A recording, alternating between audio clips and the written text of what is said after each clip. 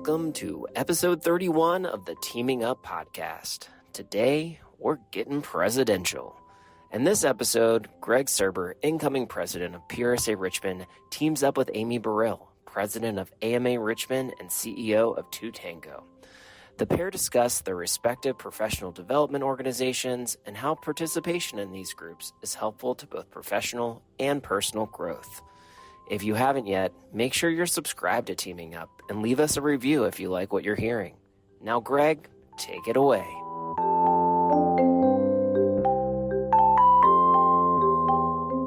Hello, everybody. I am here with Amy Baril from 2Tango. Welcome, Amy. Thank you for having me. I'm excited to be here. Before we dive into the topic today, would you like to talk a little bit about yourself and your work at 2Tango? Sure. So I'm a Richmond native, and I've been with 2Tango for about 8 years. The last 2.5 years, I've been the president and CEO. Wonderful.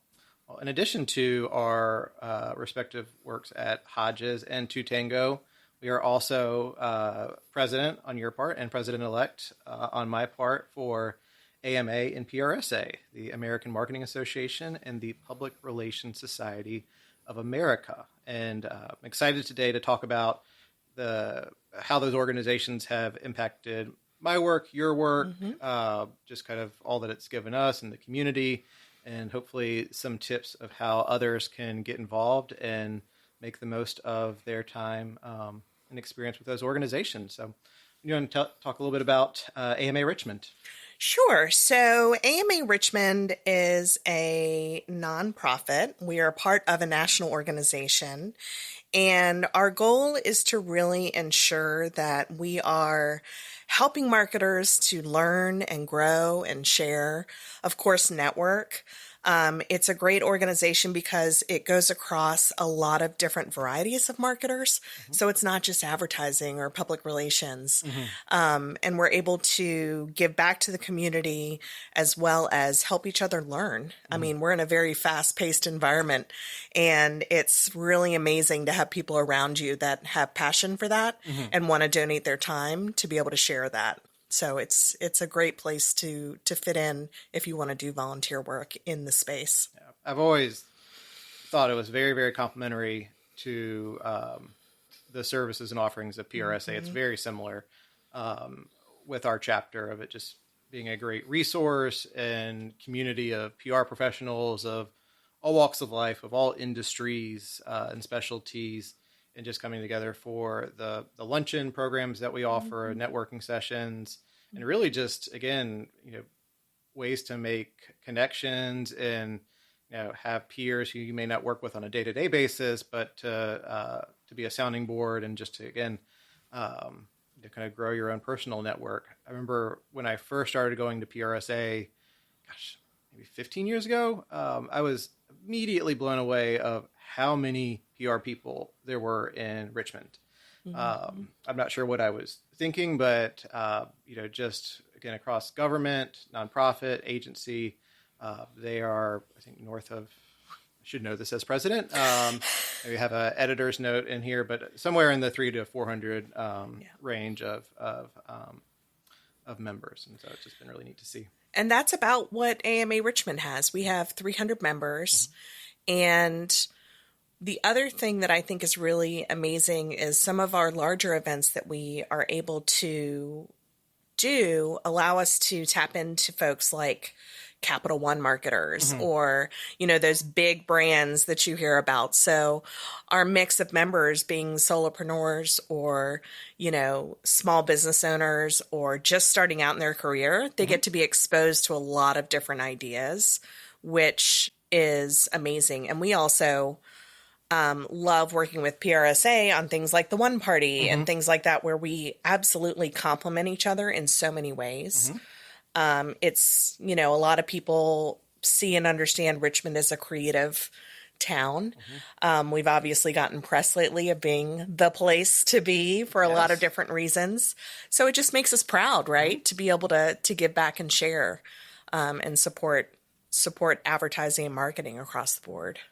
I think I'm correct in this, is that PRSA and AMA kind of goes about programs at least venue and cadence a little differently. So PRSA, our main, I won't say focus, but kind of the anchor of our programming is our monthly luncheons that we have 9 times a year, January to June, and then we take July and August off, and then September, October, and November. But they're all at the same location, usually the last Thursday of the month.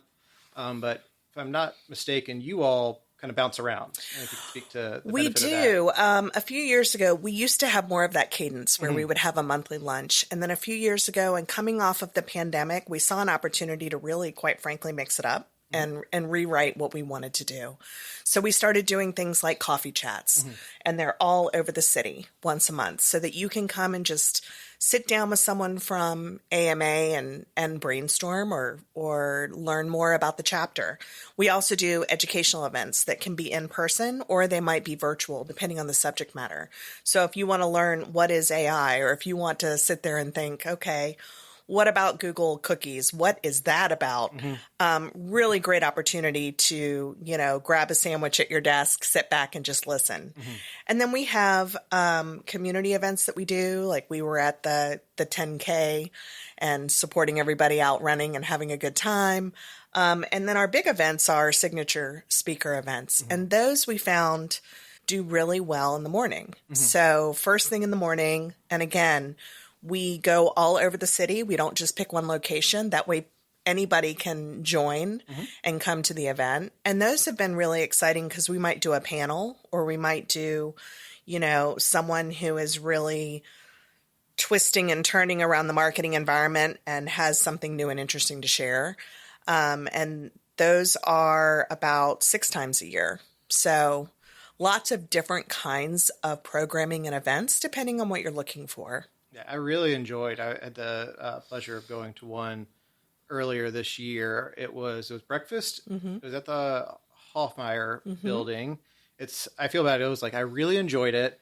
I could not tell you who the speaker was, but I remember they were talking about kind of personas and their work with Dan Lowe's. Carlton with the Paragraph Project. That is it, the Paragraph Project. I remember at the time I was like, this is such a cool name. Yes. Fast forward to now, and I'm like, I lost it. So That's thank you okay. for refreshing my memory. That's okay.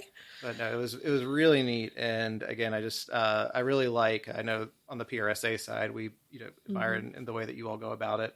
I think with any organization, always trying to balance, the way people have gotten to know things and kind of the benefit of that consistency with kind of testing out new formats and things like that, especially as we have new professionals coming in, both from an age standpoint and people moving here. Because, again, as you said, Richmond is the place to be, and it seems like we are gaining a lot more people than we're losing, which is a good thing.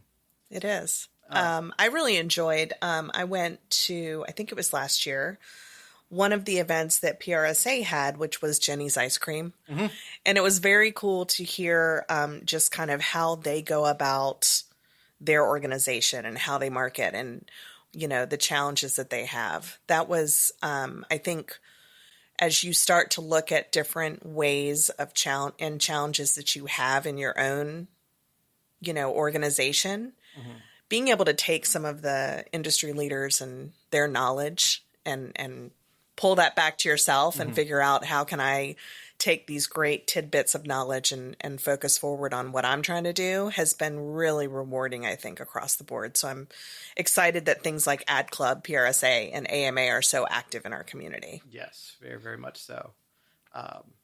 What programs do you hear most about? Like, what topics are AMA members eager to have programming for, and just to, what are they wanting to learn most about right now? The last 6 months, it was all about AI. Yes. It was all about AI. And so we actually made the decision to not just make it about AI, but it was taking a step further and saying, what are the practical things that you need to understand as a marketer? So that was really exciting. I think that now we're going to lean in heavily to more about what are you trying to do with your career? What do you do when you want to try to advance your career? What do you do when you're first starting out? What do you do when you want to have tough conversations within your organization that you need to have, to be able to successfully help your team or help yourself advance. So a little bit more of that introspective of how we can help our individual members. Yeah. So it'll be interesting to see how that plays out and what the members think of that as well. The other thing I think that's going to be a hot topic is a lot of challenges with marketing as we move into this next year of political, and, being able to help yourself as a client or other clients navigate those waters, whether it's from, are we going to go into a recession or not? Or is it going to be challenging just to be able to get your messaging out there and cut through all the clutter? Yeah. The big election years always provide a lot of interesting conversations and topics to navigate. But I think similarly to you all, AI has been the number one topic everyone's been wondering about and eager to learn more about. We had one session on it last year, and it's still so new. It was a lot of not that the speaker was great, but there was a lot of we have to wait and see. There's from the legality standpoint of who owns the content, use cases, and things like that. And I one of the things I hope we can have programming on the PRSA side in the upcoming years is to continue that. And I think really, hopefully also kind of break apart the fact from myth of, or maybe the over promises is a better way to put it, of AI. Because I think, some people, especially with all the different monitoring services that, all you need to do is type in a few words and you have kind of a robust, sophisticated reputation monitoring service. And as far as my surveying of the field, that does not exist and is still, many years away. And so it's kind of figuring out what are the practical use cases and what are kind of the wild goose chase. That's right. And I think it's also understanding, to your point, understanding how to protect yourself, how to protect your clients. It is the wild, wild west right now. I equate it to what it was like when the World Wide Web opened and people did not know exactly what to do with it. I think it's going to be a long road as people navigate all that. And just like anything, I think eventually the market starts to level out and people start to see what are the good, the bad, and the ugly and how to navigate forward. Yeah. I've been kind of the phrase I've landed on with describing AI is for direction, not deliverables. And that it's, like great that. to kind of bounce things off. But, when you start getting into actually putting, things on paper or, down for a client or for the organization that somebody may work for, that's when you need to bring the human side back into the picture and, have that be the driving force and the driving creative to it all. How do you, I don't know if you wanted me to ask you questions. Sure, but please do. How do you keep your board engaged with PRSA, and then how do you keep the members engaged? Do you struggle with that, or is that something that just is easy? It is and it isn't. That's from a board standpoint. I think we've had the benefit of having kind of a core group of members who kind of recognize the importance of board service. And then in addition to that, kind of whether you want to call it a pipeline or a trajectory, that it isn't as much kind of hopping on, hopping off. But, when you come onto the board, there's kind of a growth and a trajectory of kind of getting to play the different roles. And, certainly, there can be needs and times where somebody does need to step off, and I'll speak to my experience with that later. But we have the benefit of that, and I think having kind of a vision for what we want to be accomplishing, in the upcoming 3 years, and having people bought into that and working towards that. On the member side, I think that's where having those monthly luncheons has been very effective. Is that that is a time. I think everybody knows that once a month they are going to come together, get to see all their PR peers, and get to have those conversations. And then something else that's been really impactful over the last few years is our specialty group. So we have a group for solo practitioners, government employees. And so I think having those spaces where, they can kind of I'll say self-governed, but self-organized. Like they can, plan their own happy hours, coffee meetings, and just get together and talk about kind of the nuances, kind of both PR specific things, but also just culture, work-life balance, specifically as it relates to those issues. So I think that's how, we've done a good job, or at least we try to do a good job of keeping both our board and members at large engaged. How about you? A lot of the same. I think that we want to have that balance of reminding the board members that we understand it's a volunteer position and you are dedicating your own personal time to this. With that, we ask for a commitment, that they're going to be engaged, that they're going to be involved and help lead. We also try to be as flexible as possible in terms of, life happens. And we want to make sure that people are able to enjoy the board and have fun. So we do things like board member spotlights. We give recognition every month to a board member that has kind of gone above and beyond or been thrown a curveball and wow, they handled it amazingly. We also just try to have fun at the board meeting. It's a board meeting. But it's also a time for us, something that we bake into the agenda is, does anybody want to give a shout out to a success that they had or a challenge that they had? And we try to make sure we have time for that. And then we, the way our board is structured, we have a couple different committees. So they break off on their own and have their own meetings. And it's really become a really amazing collaborative team that share ideas and do things that are different. We keep it a little bit loose to allow folks to push out content that they find interesting, but at the same time, as long as it ladders up to what our mission and vision are, to your point, what our 3-year plan is, then we're all for it. Yeah. I think too, you mentioned gets a commitment and giving your time to it, but there's also, there are things to be gained from it. I think one of the biggest lessons I've learned in my PR career, as far as, needing to delegate certain responsibilities and needing to not being able to do it all yourself, is something that, painfully at times I learned in a few PRSA positions of, spearheading these big events and just hubris or what, thought I'd be like, I've been to enough of these. I know how it works. And then realizing, oh, dear God, I am in over my head. And a little bit I've learned, through my day-to-day work jobs that I've had over the years. But when I think of issues like that or moments like that, that is ones that stand out. Unfortunately, with the member base that we have, there are people that are always happy and willing to help and jump in. But that's something else too, where I've learned of, I'll tell people of like, oh, you're going to learn some very valuable things about, again, PR specific, but also just, working as a team and working with others. That's exactly right. That's something that we have found over the past couple of years, especially coming off of COVID and re-engaging as teams. I think that you also, if you sit on a board like AMA or PRSA, it's that osmosis of seeing how people lead, seeing how people collaborate, seeing how people do teamwork, and they can then take that into their own lives. Especially we've had a lot of folks that have been on the board that have said, I work for a remote company and I work from home, and this allows me to be able to network and be with people that are doing the same kind of work I'm doing. And that has been a big added bonus for them. They're able to get out, they're able to network, they're able to be with like-minded folks.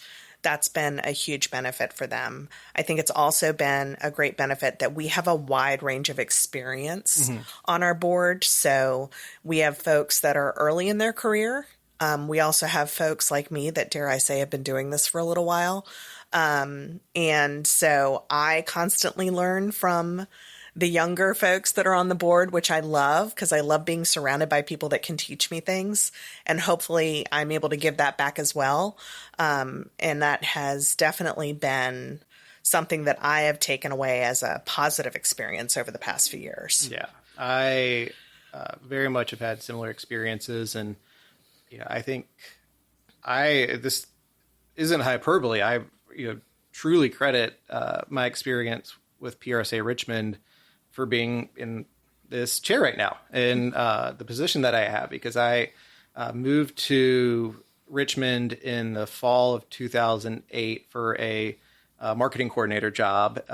And for that role, I'd gone to grad school for PR. I'd worked for a big agency in New York, but very little work experience. But still, in that position, I was kind of the person with the most PR knowledge, which was very scary for somebody in their mid to late 20s.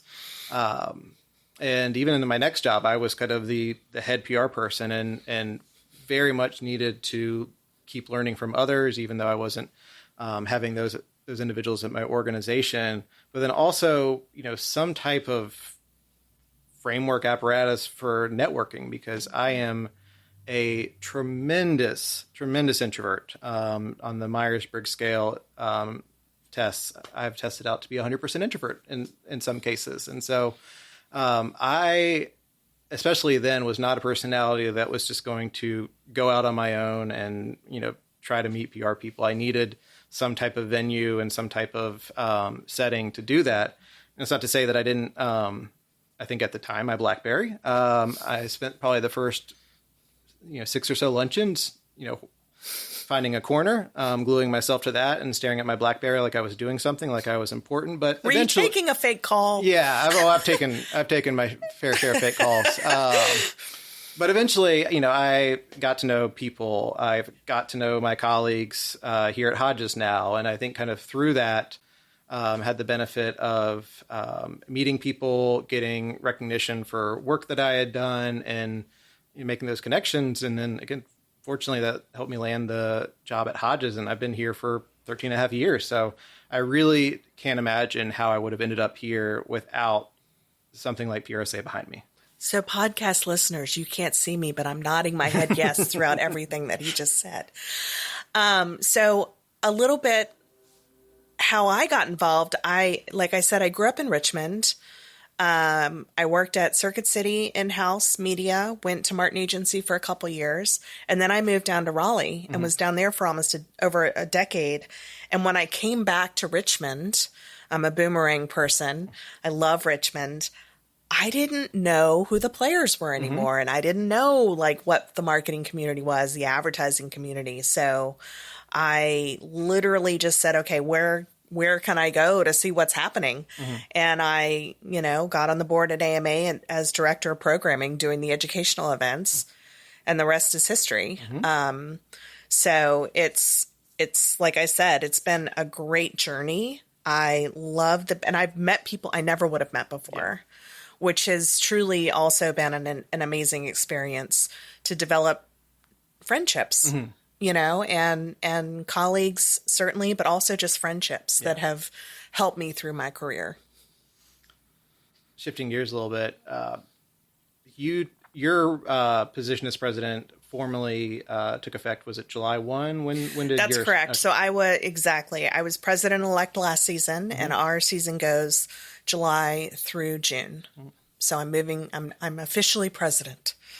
As president, what is your platform? Are there any kind of broad themes or aspects that you want to bring to the role and to the organization as president? So we landed on a theme this year of empower.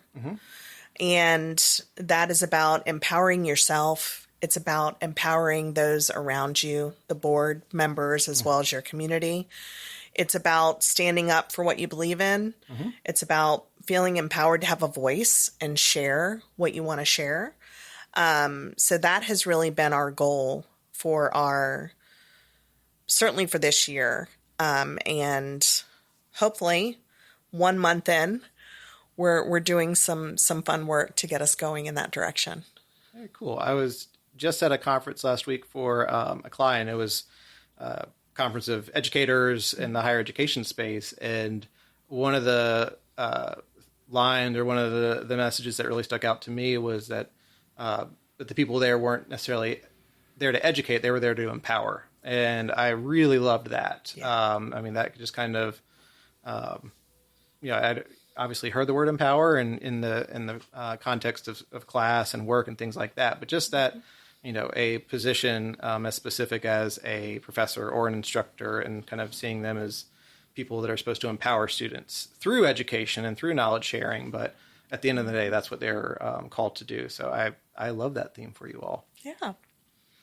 How about you? Yeah, this is breaking news. I haven't, because my role won't take effect until next year. Gotcha. We kind of operate on a calendar basis. So I'm still kind of in the early stages of planning, but something that I don't think we've really talked a lot about as a chapter, but just kind of the intersection of mental health and public relations. It's been a few years, but I remember seeing some type of ranking, and it was the top 5 most stressful jobs. And it was something like doctor / surgeon, police officer, firefighter, soldier, and PR professional. And I was like, 4 of those are actual life and death positions where, that part of their job encounters that to a degree every single day. And then there's us. And Right. I've always thought that was very Interesting. Yeah, very interesting is a great word. And then one of the other kind of funny pairings of that is that more often than not, PR is ranked the most caffeinated profession. So we identify with a lot of stress. We are highly caffeinated, and I think just wanting to find ways to unpack that, to talk about it, share my experience, because it was very late in life, or my life to date, of kind of recognizing I'm not just an anxious person. I have anxiety, and kind of the journey I've been on to, figure that out in the context of being a PR professional, which, most people think of as very gregarious, outgoing,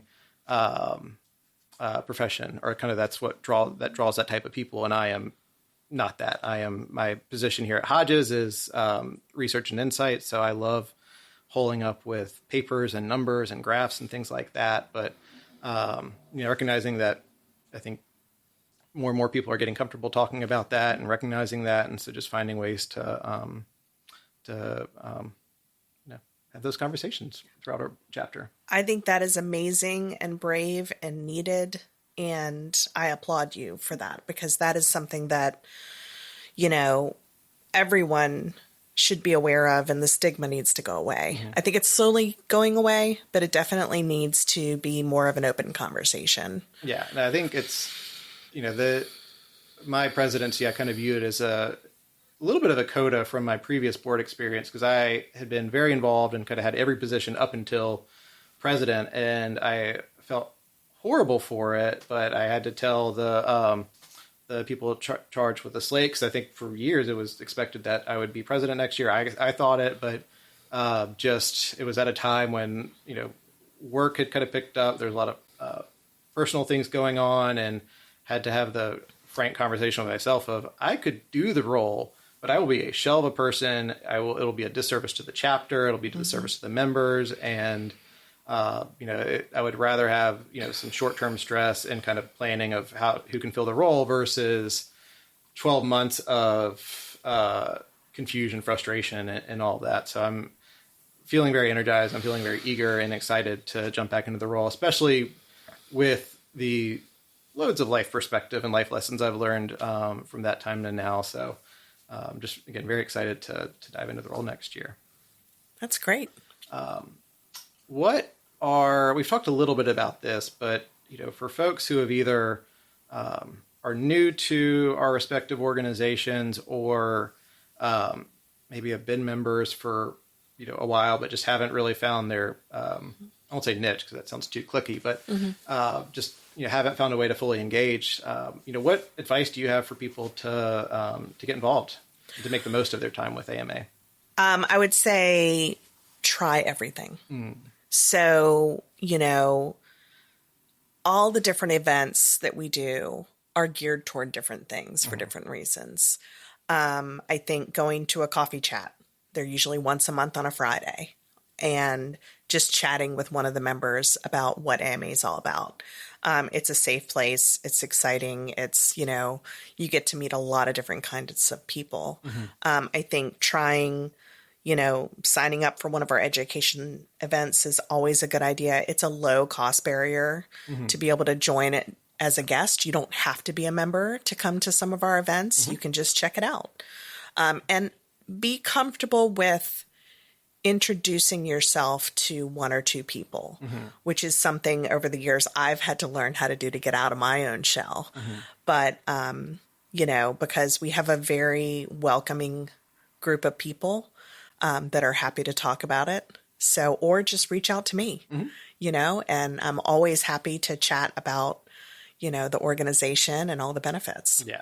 I think reaching out and just, whether it's going up and introducing yourself at events, but even if that's too daunting, like I said, it was for me, reaching out to the president, the board, and, asking if they know if anybody or anybody's willing to do kind of a informational interview or just chat. I've taught a few courses at VCU, and I always find a way to infuse a informational interview assignment just because it's so important and it takes the stress off. And even if you are, an anxious introvert like myself, it's a much different environment than kind of this, crowd of noise and things like that. So very much agree of, just make it a priority to find a handful of folks that and that you've talked to. And I think also just find ways to volunteer, because that's also, it's kind of, you have something to do. And I think that's how I got, or that is how I got involved with the board. Is we have a volunteer committee, and we find ways to lend our PR skills to different organizations. And I got involved with that and met a handful of folks, and then it just suddenly became very easier to talk to people. I was invited to come to a board meeting to talk about the work that we were doing one month, and I got to know the board, and it just kind of took the mystery and the kind of all this like built up connotation or whatever that I had with it all, and it just seemed as accessible and welcoming as it always was. I just needed to kind of find a way to see it for myself. I think it's also a good way for people, whether they're early in their career or later in their career, to be able to get new ideas, to be able to see that there's always new things to learn. And it's an easy lift to do that through one of our organizations, and again, you would be surprised at how, I've been to a few PRSA events. I'm not a PRSA member, very welcoming, and so it's not as scary as you think it might be. Yeah. Yes. Very much agree with that. Anything else to share? I know that's, I think, just reach out to us. We'd love to hear from people. We'd love to talk about what we do. I think that, being able to learn and grow is something to be proud of. And, whether that's through either one of our organizations, we actually have a lot of folks that are on both. Yeah. Which makes total sense. So I think that just, being able to network and share with people all the great stuff we're doing. Yeah, I would say same. Reach out, and I assume both our organizations are on all the big social channels. We so are. Just whichever ones you're on, like and follow, and just to keep tabs on the programs, the content, and just a very another soft, easy way to stay engaged, or at least stay aware of what we're doing. Yeah. So, Amy, thanks so much for coming. This was a wonderful, wonderful conversation. Thank you for having me.